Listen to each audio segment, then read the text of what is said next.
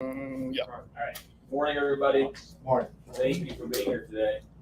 My name is Jeff Wade. I'm one of the co-founders for Crypto World.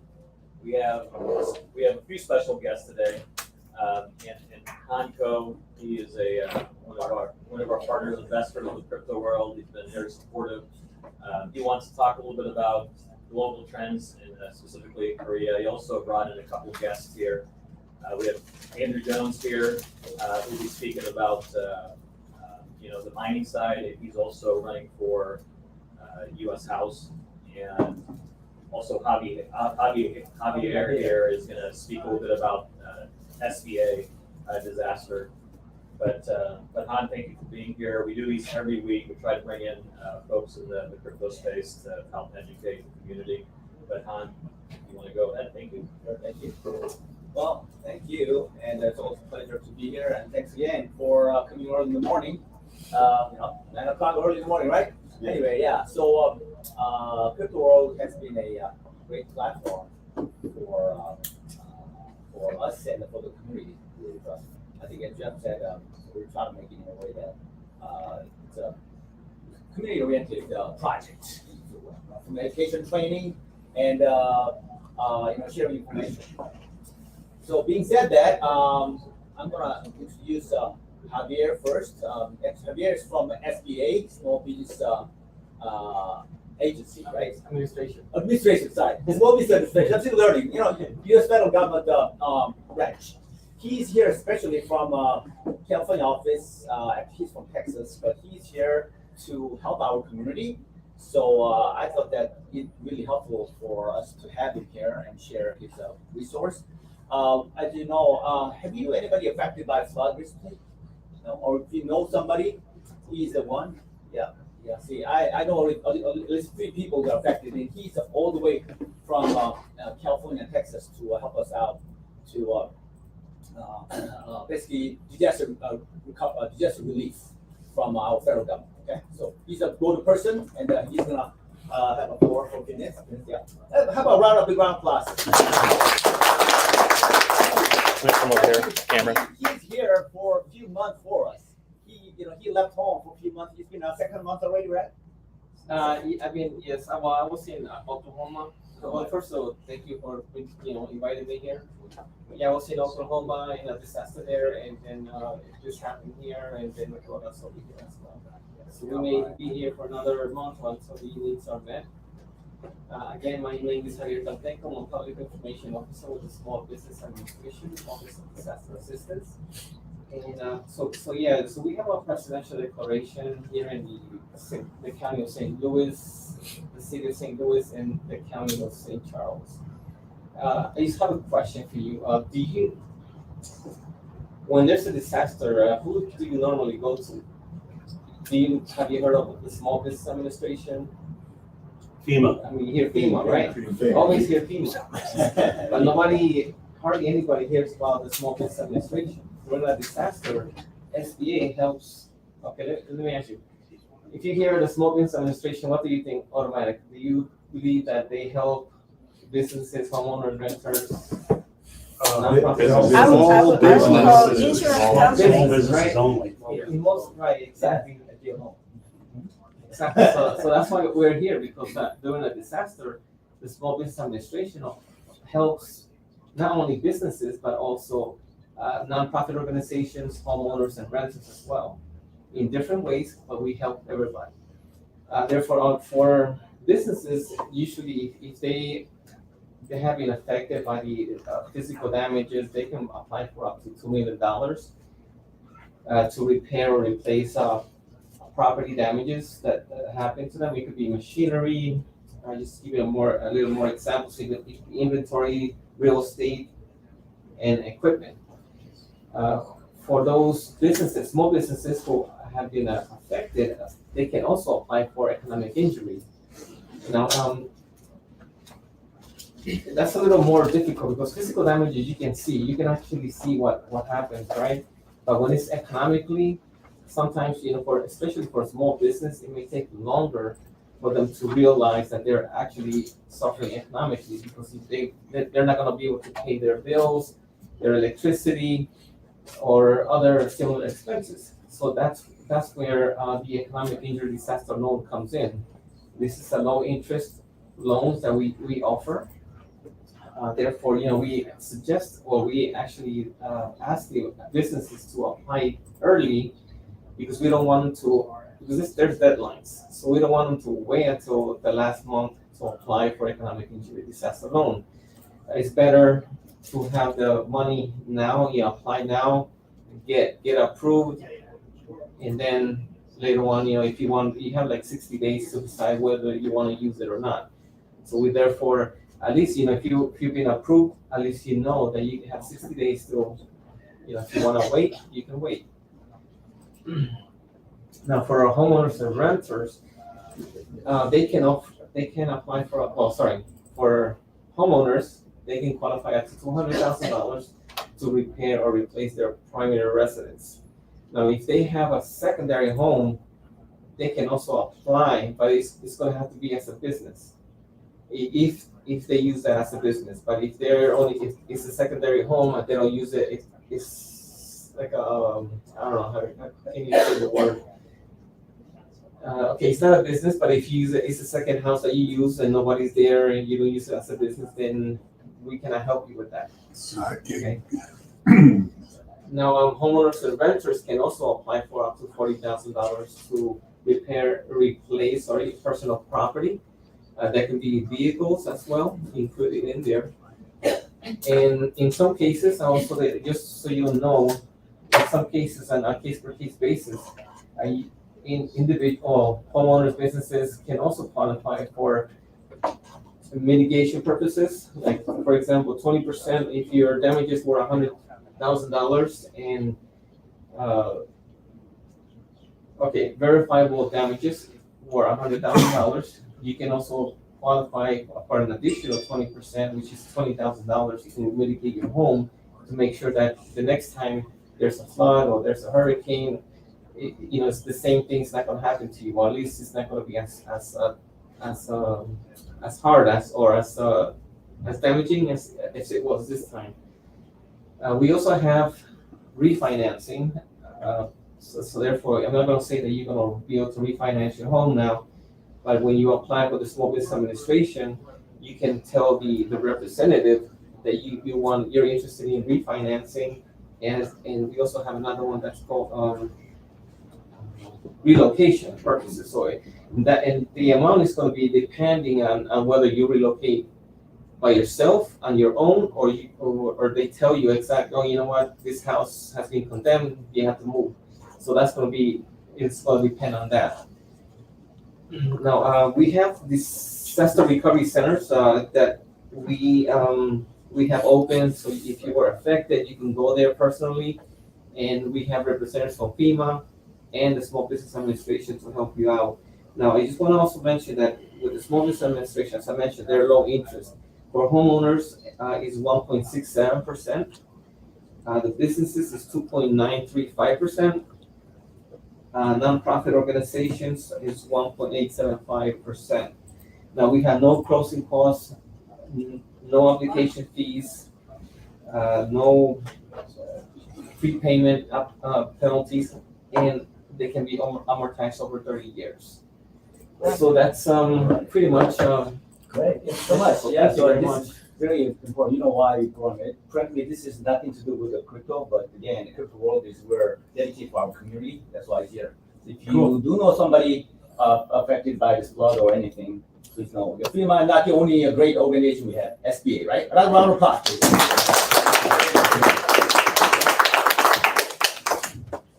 All right, well, now we're gonna get to the point. Thanks for your attention on that one. So today, again, step back here. My name is Han Ko. First name Han, just call me Han. Like Han Solo, you can remember. Right. Like Jeff introduced me, I'm a partner and friend and co-worker, I guess, of the crypto world. And my background is investment. Okay, I'm a venture capitalist, also investment in commercial estate for decades, so that's what I'm doing. And today I want to talk about global crypto trend and how we're preparing for the future.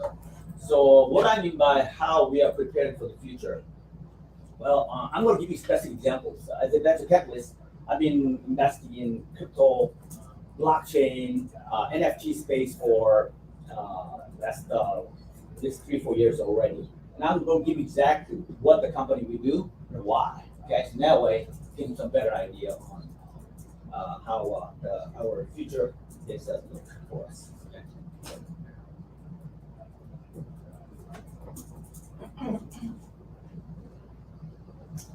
Okay, so first off, the company that I with USAKO Group is a company that I founded and served as a president CEO an international VC firm, and we have this US company, so we have presence in USA, but we have a strong presence in South Korea as well. I have an office in South Korea as well.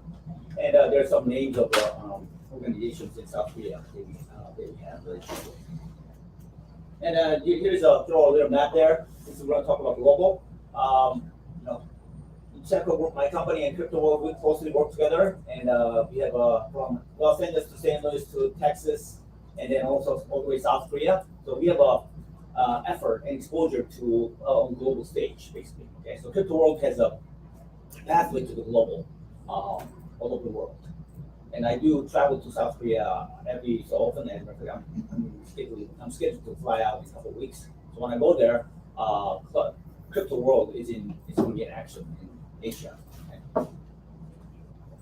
Well, all right. So now let's talk about the current global crypto trend. I'm not going to bore you. Some of you are already probably expert in this space, but I'm going to throw some of the trend so people know we're doing this here. Okay. So global crypto trend. First market cap.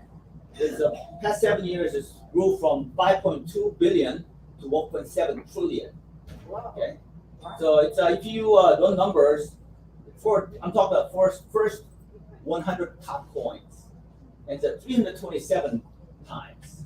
Okay, so I mean the way I look at it, I'm not here to recommend an investment strategy for yourself. It's everybody's up to themselves. But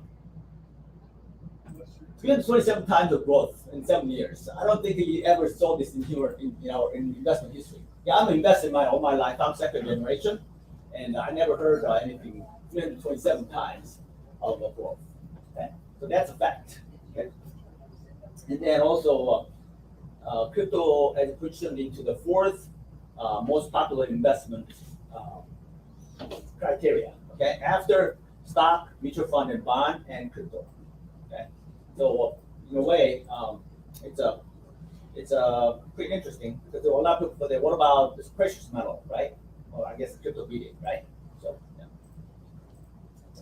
And now also the crypto price does not move sentiment alone anymore. Okay? So in the past, crypto has it's kind of a little newer trend, but 사진 찍으세요. And it's what happened is that in the past, as you know, crypto market moved around based on marketing and then also a lot of sentiment, right? But last probably about 12 months, you've seen the market open up, right? So it's going to be, I think it's getting mature level. I think some people say, not my word, but based on literature that I read in the industry, people think that crypto market is getting mature. And of course, I want to point out that this is a highly volatile market. So if you want to get into, just buckle up. Okay, yeah. But when you have 327 times, right? Investment, high return, high risk, bottom line, right? That's what it is. Okay, so I'll put up another small chart here. This is the relative market share of Bitcoin, Ethereum, and then altcoin. I just want to show the percentage.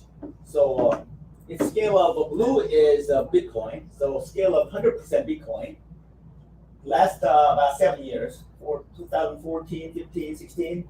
So you see that? And then this is the orange is altcoin, red is Ethereum.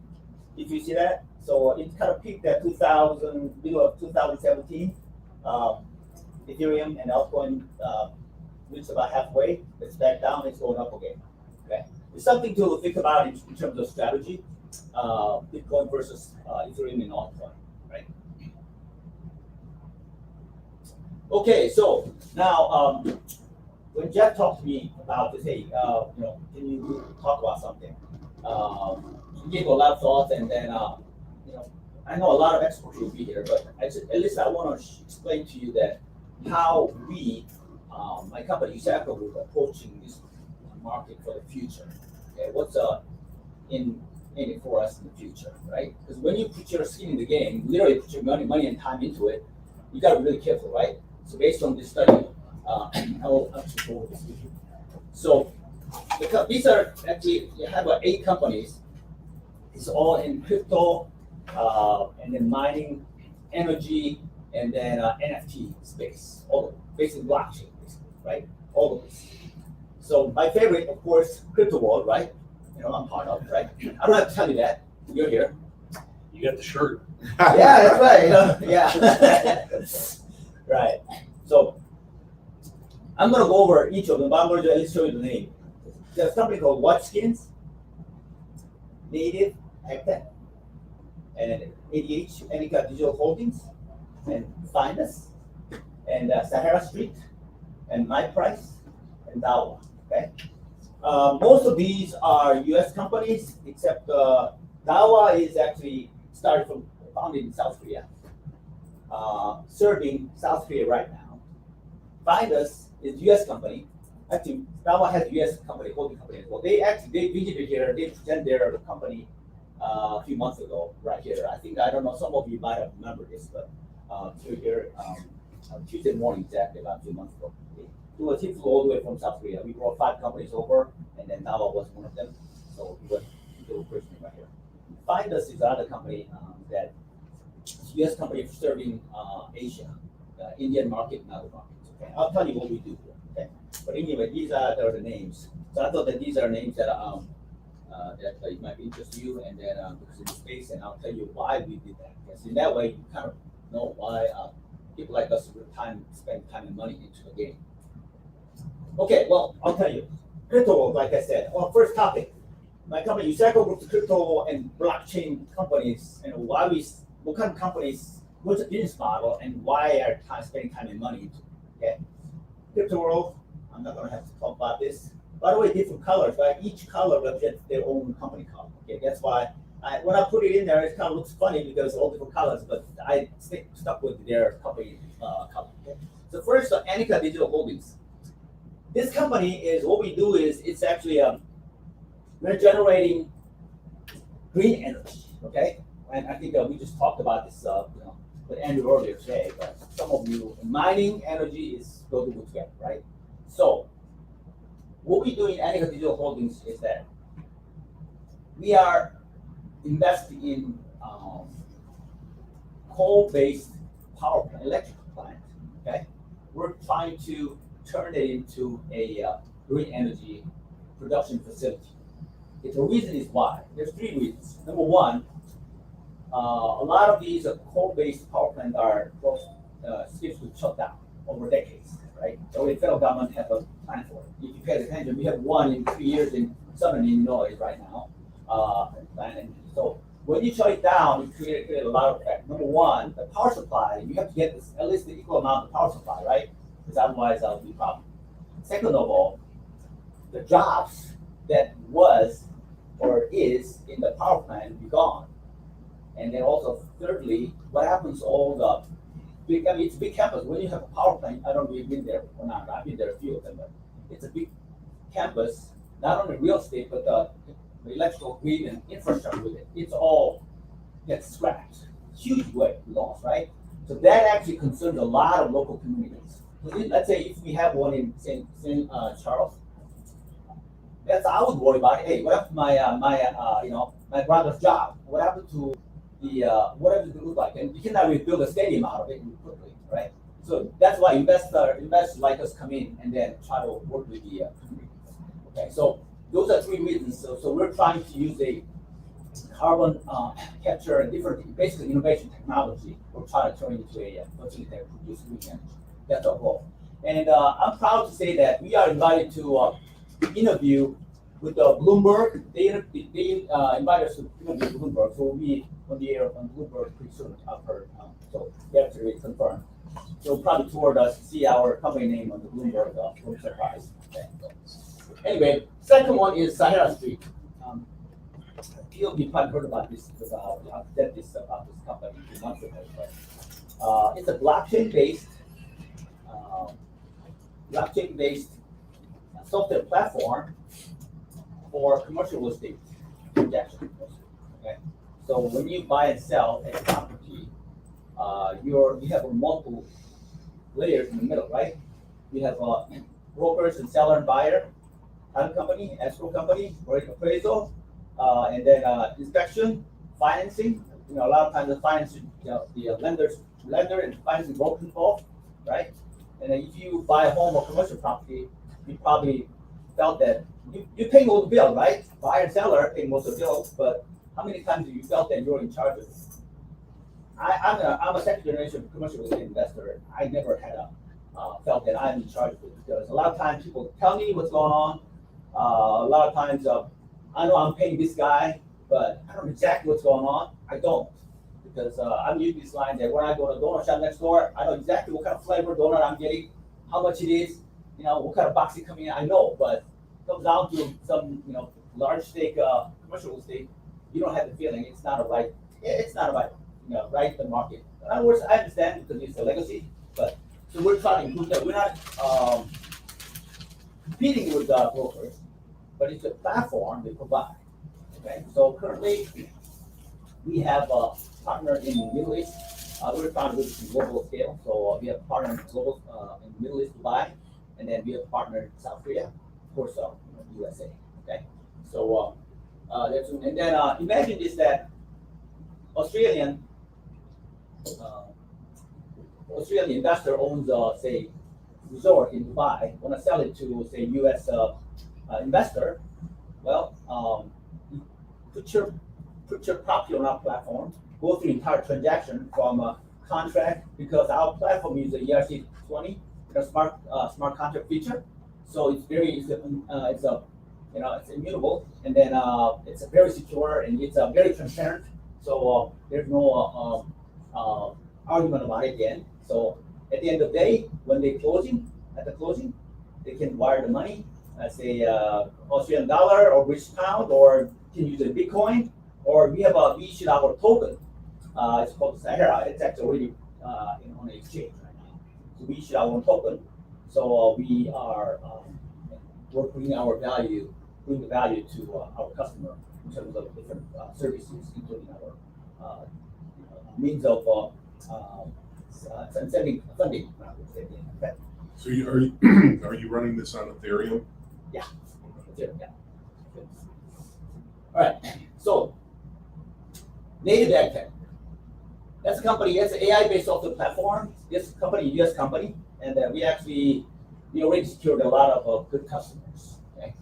So we're using also blockchain technology for customer care and customer information management. Okay. So we're doing that. Our customer includes McKinsey Consulting and then Milk Bar. We are currently in a food and beverage services, consumer packaged goods services, and then we are also Kellogg is also a customer. So doing that. So we are also trying to implement the crypto portion of it for customers. Okay. So for example, what exactly business model? Well, if you let's say if you go buy a new new beer from Anheuser-Busch is our customer. Yeah, we're working on it. Let's say you beer, and you want to know, Anheuser-Busch want to know what their response is from the market. Our AI, our software platform will gather information and feed it back to the Anheuser-Busch in real time. In the process, customer gets rewarded through crypto and other means, and company gets the information they need. Okay? That's business model. And Findus, it's a blockchain-based e-commerce for, again, food and beverage services. Like I said, it's a U.S. company, but we're serving in India, and then in South Korea as well, other countries. And we're doing is that basically it's like a Uber Eat. It's almost like Uber Eat, but it's in India. But we're focusing on college campuses. Okay, so we already have multiple college campuses, which is the best of IIT. IIT is like MIT in India. Okay. So we have that campus customer. So we do have a crypto element to it. It's a big portion actually for customer database. And one thing we're doing is that we are using customers' data with the customer consent to monetize for the customers and us. Okay, that's what we're doing using the crypto. Right? And my price is another e-commerce social media platform for millennial to Z generation. We're targeting young generation. So basically the same thing. We're building a platform for a younger generation, but for them to connect with their friends and peers, but they're also do shopping. Okay, so this is kind of combination of Amazon, Shopify, and then Facebook. Kind of like that. Okay, so that's what we do, and we do have, of course, crypto as a big portion of our effort. Okay, and then the next one is WhatSkin. WhatSkin is actually especially geared toward the NFT, okay, non-fungible token, and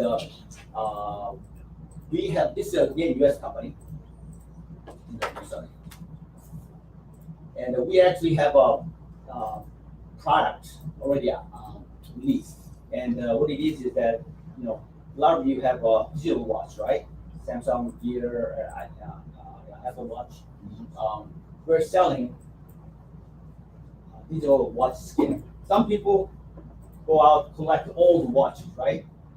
When you have digital watch, there's a watch collection with meaning. Now you can collect the actual watch skin. That's just designed for you. You only own one hand.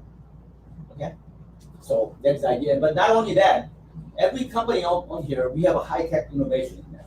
So NFT, using geolocation, imagine you wear this watch, have your watch skin on your watch, drive by Cardinals, your watch will react to it. Okay?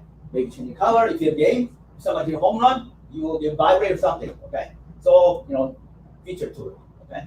So that's actually what this is. And we do have crypto element to it. And the last one, but not the least, it's I don't know if you can read this or not, but it's called the Dawa. It's a Korean company. And they started in Korea. They actually launched, they expanded operation to USA. But it's a blockchain-based environmental and the carbon credit, along with the cryptocurrency. So this one, what we're doing is that we're building a software platform based on blockchain again, but we also hardware. So it's actually three main line of business models. One of them is reduce the amount of disposables, like paper cups, bottles. The reason they started in Korea was that in Korea, they're a little ahead of us in terms of doing things for environment. So each June of this year, about a couple months ago, the government imposed a law that a lot of these commercial businesses has to slash the use of disposable cups and paper plates and all that stuff, right? By a certain percentage. And if you don't, you get fined. So like, for example, Starbucks Korea scrambles, they become our customer. So we have a solution for that. So we actually, solution meaning that we actually have a trackable, reusable cups. But that's get tracked. And because of when you use a cup that you don't know who used before, you don't feel comfortable, right? So you have a rigorous process in terms of cleaning, sanitization, that gets all tracked, and then all that, and then also on the top of that, the South Korean government imposed, say Starbucks Korea, for example, they have to produce that. Okay, here is a size of carbon footprint we reduced. You have to produce the data to the government. If you don't, again, you get fined. So, but have you ever looked into carbon? This market of carbon credit. It's really difficult at this point to find out that how much of carbon footprint, how much carbon release we saved on the earth, right? Right? It's hard. I mean, so there is a way to measure this. And you cannot just measure yourself and give it to government. You have to go through the validated process. That process is pretty complicated. It's actually started something called UNFCCC, United States Facility Carbon Credit Committee. They set 16 criteria, and you have to have at least a few in there. So we're in this market as well, along with the crypto. We already have a crypto coin issued already, and in conjunction with all of those. Okay, so these are the actual companies that we are currently invested in, working on.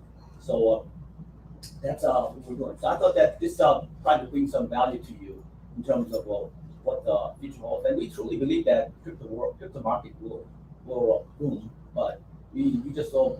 We're kind of people that we just don't want to put our money in the game and then wait for it, and we just want to do something other than just put into the certain coin or stock. Okay, so again, this is a pretty big market, and then I think that we have the future. But again, I'm not encouraging to invest in crypto. It's a very highly risky market, and I'm sure all of you know, but that's actually. Mr. Go, Yes, sir. Yes, Mr. ma'am. Go, Yes. are they all public company? No, they're not. They're not. None of them public companies. These are all private invested companies. All right, thank you. And yes, yeah. On the watch skin, you said that you would create the individual skin for the smartwatch. Would that be something like you would create like I personally could have a completely unique one, or the company would create one that they would kind of sell to the masses, or mine is personally unique to me? Right, good question. So we do both ways. Okay. We do sell limited version, not massive as in like a 1,000 or 500. We do have that, but also we do have a line of product that customized for our customer. Of course, it's going to cost a little bit more in time, but yeah. So there will be some people wants to have their family touch to it, right? So yeah, it's a software, right? So software, and it's an NFT. So that's what the bring value is. Because blockchain NFT, it's a big hype, big word, but depending on how we can use it, we can actually bring value to our customers. Yeah. Thank you. To your watch skin, can you talk a little bit more about the alert system that you have built into that? Yeah, sure. So a lot of these are, it's patented feature. So and some of the tricks here, but yeah. So your phone and your watch a geolocation feature, right? And you turn on your geolocation, right? When you navigate, right? So in conjunction with that and technology we have, phone knows that where you're at, which means your watch knows where you're at, right? So depending on how you set, it will react to it. Okay. So so for example, if you're a St. Louis Cardinals fan, I'm sure you are, then you have your specific response from your watch or reminder. Okay. If you also go to game, so when you go to a game, you have different version of the game watch instead of regular, right? Just like if you wanna go to game wearing a Cardinal logo watch, same thing. Instead of you hit a button and then switch, or you can automatically set it to switch tied to your calendar. You go into game next week on Tuesday, well, it will set it for you. So yeah, so just innovation technology over there. Well, imagine the Anika Digital Holdings requires a lot of capital. Is there any plan to take that public might be able to stack this there? Yeah, actually, we are. We don't have a. Well, we do have a plan for in the future. But yes, we are. It takes a lot of capital. That's correct. But my partners in Anika Holdings are most of them are professionals that want that. So between all of us, we have a few hundred years of experience, including experience in developing casino, large scale casino, to a resort. So it's a big project, but it's not just development, because we have to have this is actually one of our main goals is that we're trying to produce green energy to crypto market. Okay, so like New York State passed a law that we cannot use the regular electricity anymore for crypto mining, right? Well, if you're green, you can get exceptions, right? So a lot of times, actually, we've done a lot of studies the last few years, and a lot of these local power plant, it's a lot of times they're on their own independent grid. is tied to main grid, independent grid. So they make things a lot easier for us because we can turn around. Imagine that, okay, we own a facility and then we can have a liberty to provide electricity to a line farm because we already validated by the state, certified by the state that, hey, you guys are good, right? So that's our competitive edge, okay? Good question you asked. Actually, the disadvantage we have is that to produce green energy, it costs more. Of course, burning, fossil fuel and then green energy a lot cheaper, right? But we have a way of make it competitive. That's why we invest. Otherwise, we're investors. We're not going to just throw money at something that's not feasible. So we've done run numbers many times, and then it is very feasible. And especially with this environment right now, with the trend, the current administration releasing the fund to environmental, it all coupled together. It has to work for in favor of us. And then of course, crypto market, we see it that it's going to go. Hopefully it's going to go up. That's what we believe, and otherwise we've been doing this, right? Yeah. So I'm one of the believers, like hopefully you guys. So we are. For the Anika, I think I misunderstood something. You're trying to create green energy, but I also heard you mention something about a coal plant, and I think I'm just missing how you're going to create the green energy. Good. Yeah, good. A lot of people ask me, how do you plan to do that? Right? Yeah, good. So coal plant, let's say, this is, by the way, this is not just talk. Okay, I'm under NDA, but we're looking at 3 sites right now. One of them we submitted a contract already. Okay, so this is not just talk. We spent a lot of time, resource already. We're deep into this. The way we do it is that we would either lease and buy the power plant. Okay, either shut down or to be closed. We'll add an alternative fuel source. Okay, instead of coal, some other environment friendly. Okay, way. And then also there is a technology, carbon capture technology. Okay, we're gonna add that to it. That's why it costs a lot more than regular. Okay, so average about 30% more, but we have a strategy to offset that. Okay. So you're not planning on using solar necessarily, you're planning on Correct. Biofuel or something? Yeah, exactly. We're not.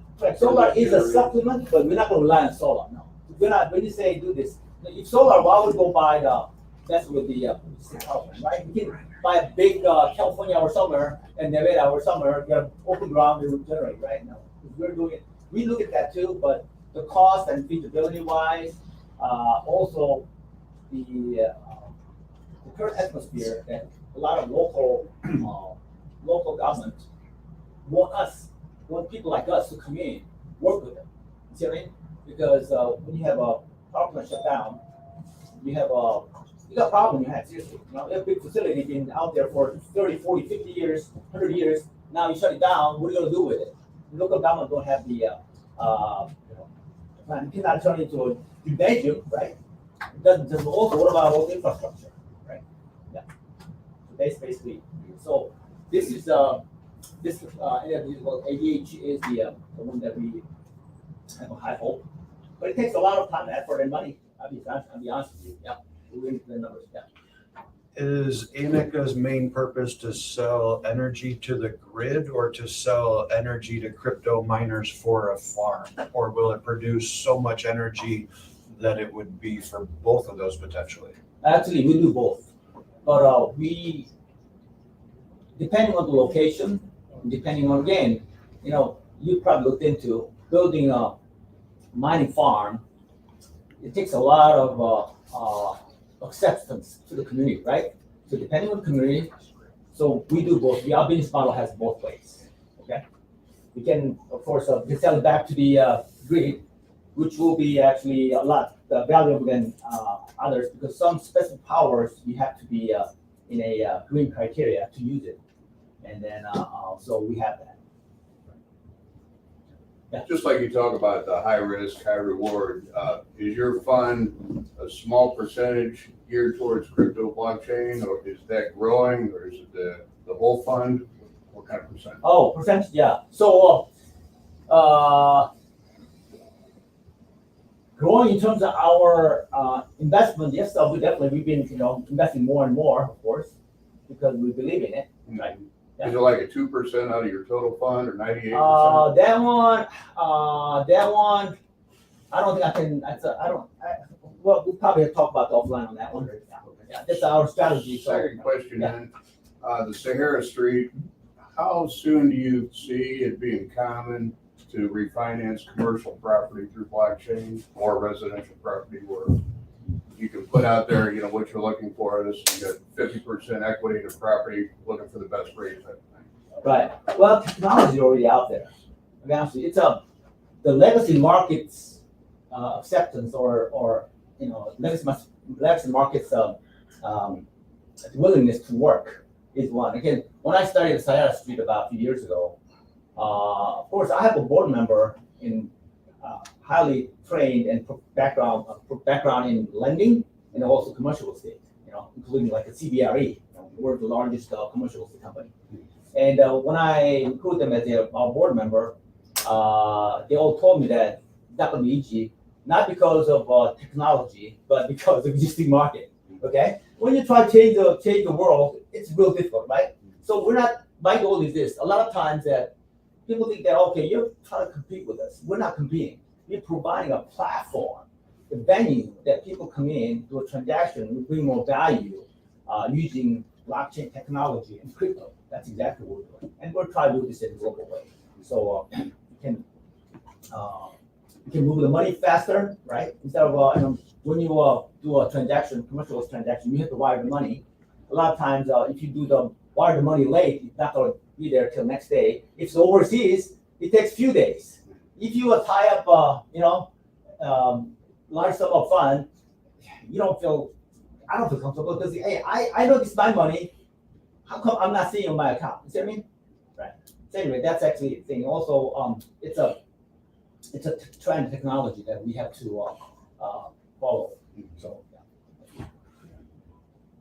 So, any other questions or where's my contact? My company in USAKO, you can Google it, or LinkedIn, search it, you'll find it.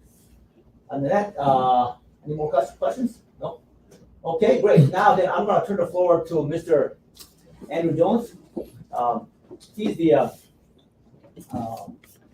candidate for U.S. House. So would you come up here for a second? Yeah. He's also a passionate crypto investor. Good morning. I'm put in a precarious situation because I want to present two things. I am absolutely curious about Bitcoin. I'm more curious about and like to talk about the mining component part of it. I'm here to represent Southwestern Electric Cooperative. We're based out of Greenville, Illinois. I'm currently the Vice President of Business Development and Marketing there. And this is how I got involved with crypto. Again, as Mr.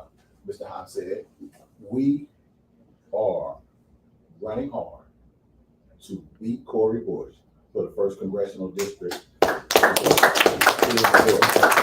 We were successful in winning our primary, but I can come back to that and talk about that briefly. But I'd like to talk about my connection with this organization and how I am for crypto and how we can make it more effective and efficient in bringing prosperity to our region. I'm based out of Greenville, Illinois. I live in St. Louis and have been exposed to quite a bit. And being the business development vice president, I'm constantly trying to investigate what I can do to bring prosperity to my company. And I'll cross it over to the reason I ran for office as mayor and was successful. And now I'm saying we're going to be successful in Congress is because I bring those levels of economic development expertise, business development expertise, community development. And when I look at crypto, merging those concepts together, they make sense. It makes sense that I've been involved with all the major cities in Southern Illinois, helping with economic development, business development, and getting buy-in on what can make things happen to promote growth.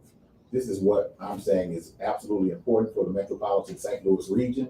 And we can also make this go across the nation with the right people behind it and supporting it.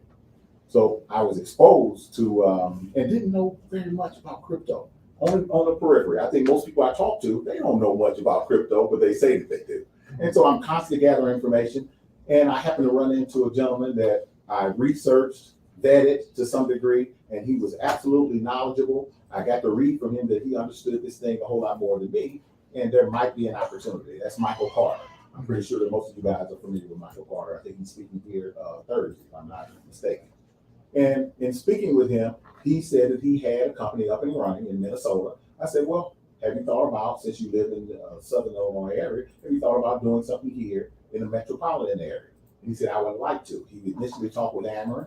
Some things happened, and most of you guys are probably familiar with it, that it got negative PR. And I'm not exactly sure where the negative PR came from, but I would suspect is those who probably are in the green space to some capacity, wasn't really knowledgeable about how energy works. And so you had pushback, and Ameren being the larger electric utility provider and connected to the Missouri Public Service Commission, probably pulled back because of those political pressures. In Southern Illinois, we, as a cooperative, we don't have those pressures from the Illinois Public Service Commission. We are an entity, not-for-profit, and we are on the cutting edge of trying to do what's best for our constituents, our members, our customers. And so that's what I get charged to do, to find out more information.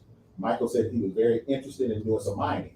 So I had to bring myself up to speed on the mining, pull back a little bit on the crypto, but by default, I'm learning more and more about this. But it's absolutely intriguing. It absolutely has a position that puts us in a place where the whole, not just the people in that particular area, but the whole system, when you talk about the infrastructure becoming more efficient, more effective, has the potential for our power rates to go down, because we're utilizing power at mining at about a power factor of close to 90-something%. Depends on how long they run, could be close to 100% power factor. That's the utilization of the power that's being produced on the grid.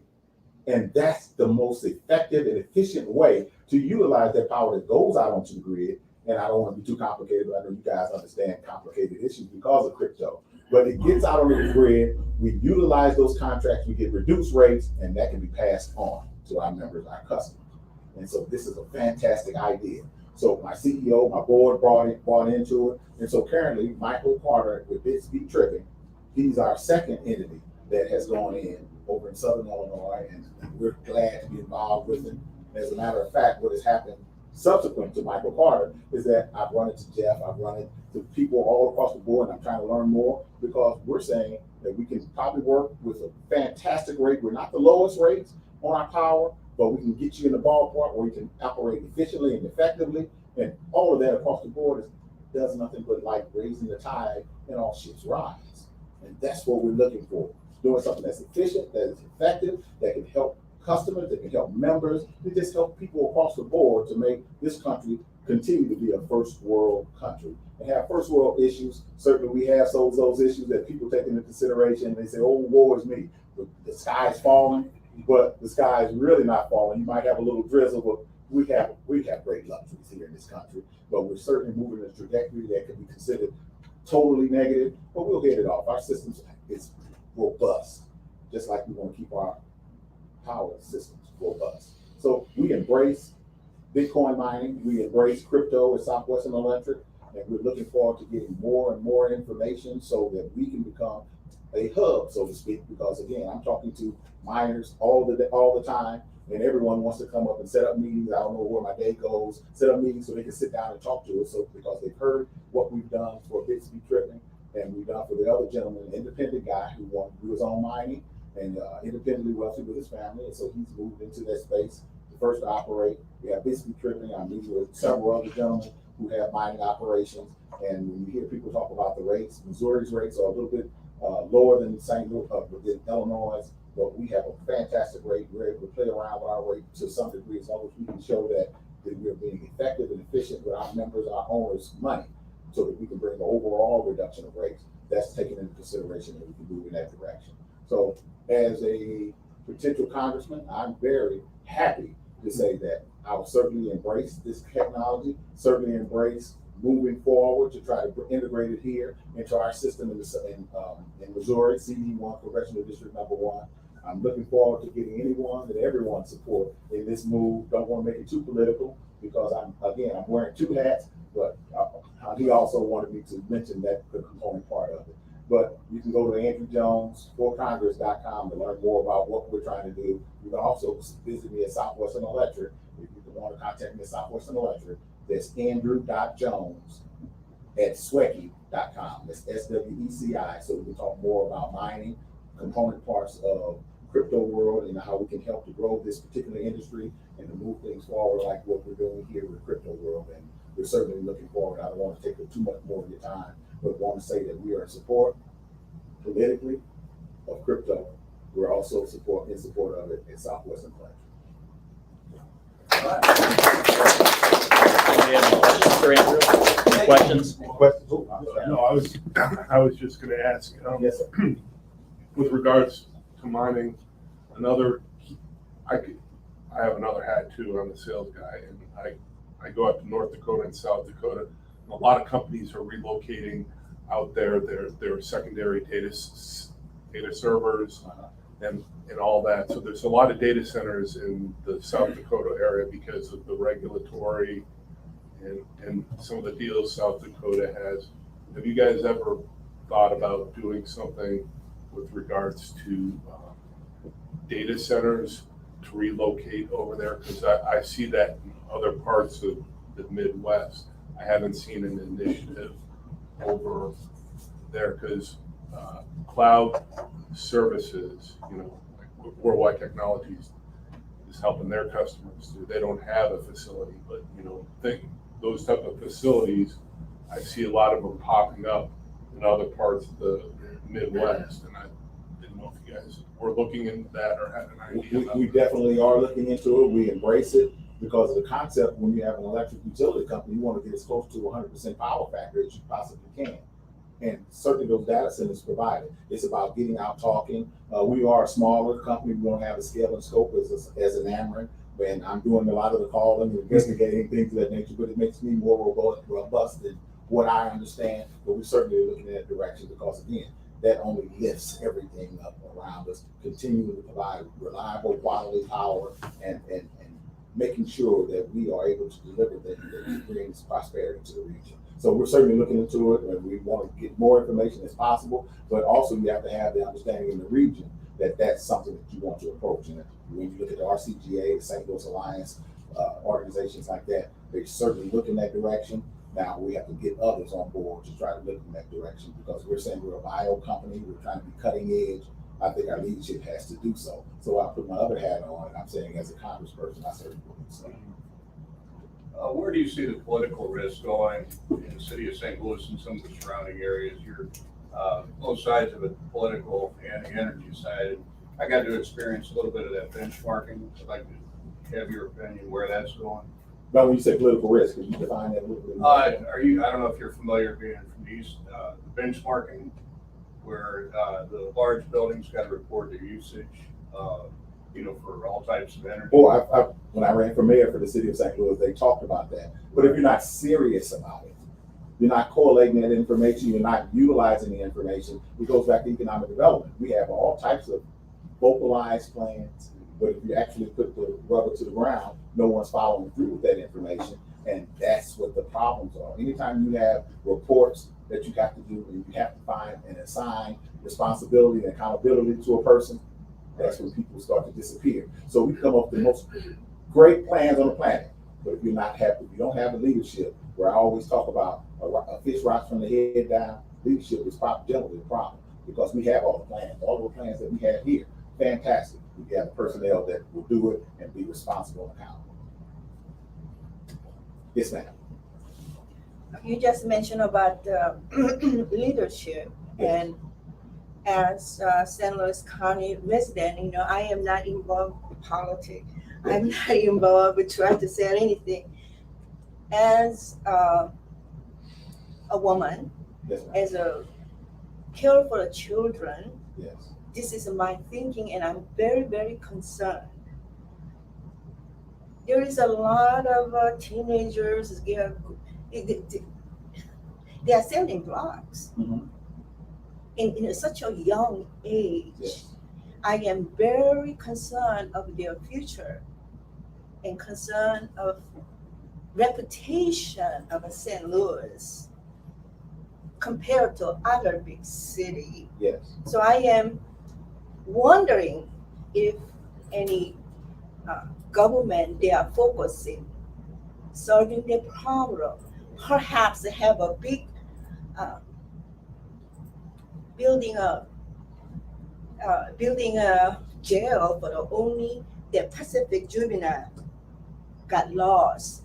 When they are there, it's not to punish them, kept them inside, training them, such as Bitcoin, digital. They, so they can change their life when they come out. They can be responsible. And I know where you're going, and what I will say is tethered to what I just previously talked about. It's about leadership. It's about applying those mechanisms that change the prosperity of people, that puts them on a trajectory to do well. Again, when I ran for mayor, I spelled out everything individually on my own, just doing basic research, back in the envelope calculation, to find out what was happening with the crime rate, because you can't do anything. You can't bring business prospects in or anything in unless you get some order and reduce crime. Now we're also talking about the mindset, the value system that has been instilled in young people, and you have significant numbers of Black people in the city of St. Louis who don't feel that they have an opportunity. This goes for other ethnic groups. Everyone has some type of thing that they're dealing with at this particular point in time. But if you look at the existing leadership, they talk about victimization, blaming others, all of those things that are counterproductive to getting to where you want to be with young people. And I'll be finished in a second here. And so what you do is you talk about those issues where the rubber really meets the ground. You have someone who can use the bully pulpit to talk about those issues direct. No one has ever counted me to say that I'm wrong in any of my positions. They just don't like the fact that I say it, and they do media blackouts about it, because what we're trying to do is we're trying to make this country a phenomenal, great country in a consistent mode. Because when you hear people say, make it great again, things of that nature, I'm saying we've never fallen off. We've had more information that's out here that people can discern and deal with, things of that nature. But we're doing fantastic as a country. We're doing great. We just have to be able to change the directory of the most important thing that we have, our children. And we have everything. All right, inside. I'm going to ask you one question, yes or no. I won't take too much time. Do you have any plan?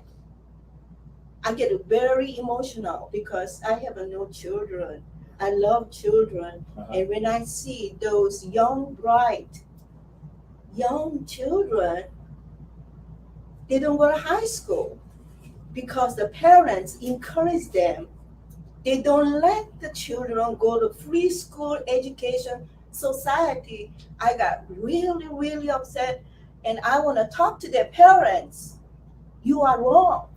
There is the only way, only one way change life is education. And you are put the lid on your own Black children, you are damn wrong. So I am asking one question. If you elected, do you have a plan for the Pacific, for children to change their life, give them really education and become productive citizens?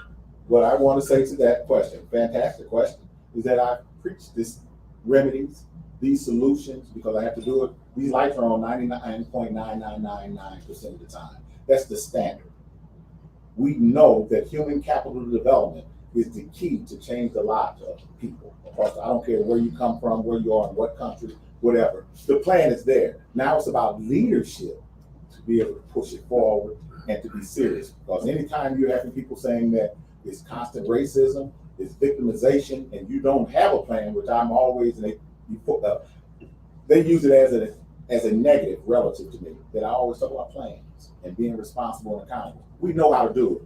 It comes to the fish riding from the head down. Everything's happening because your leadership doesn't do it. And you make the reference to parents.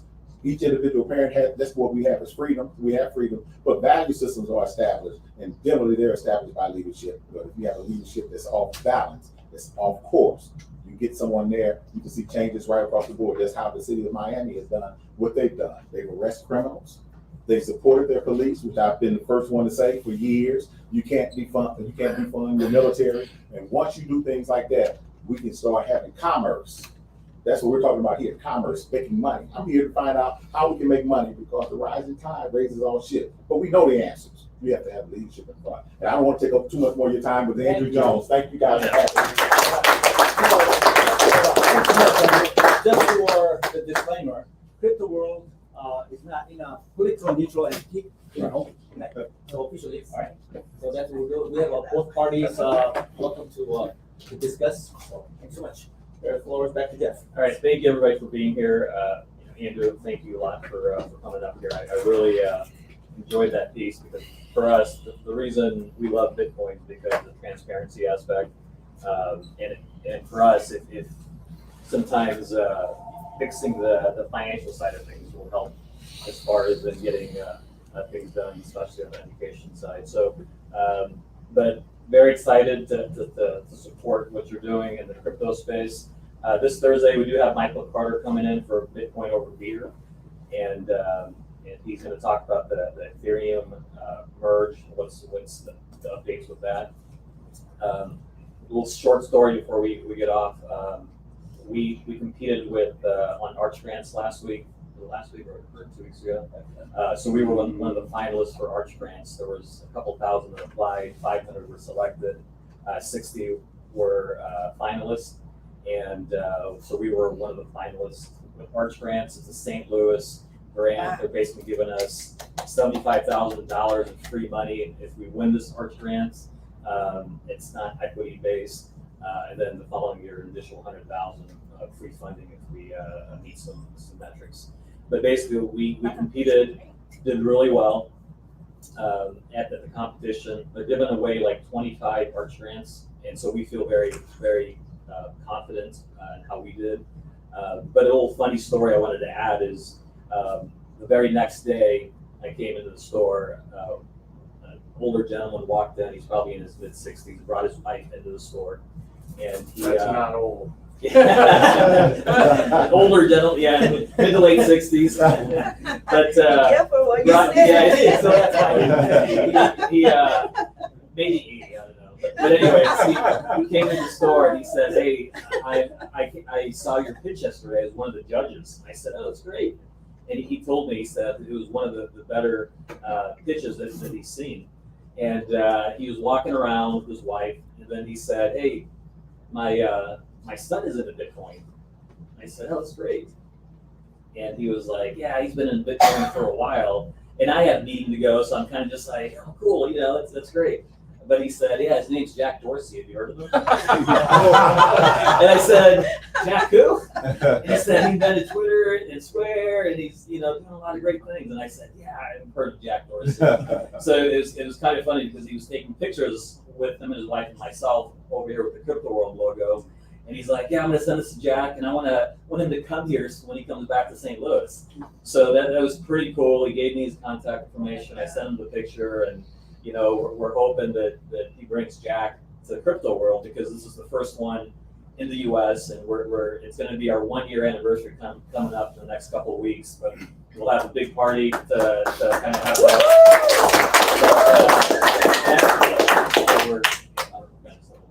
that. But anyways, thank you everybody for being here. Hopefully to see you on Thursday. We have this weekly every Tuesday. And if you guys have more questions, I'm sure Andrew and Han will be around. Thank you. Thank you.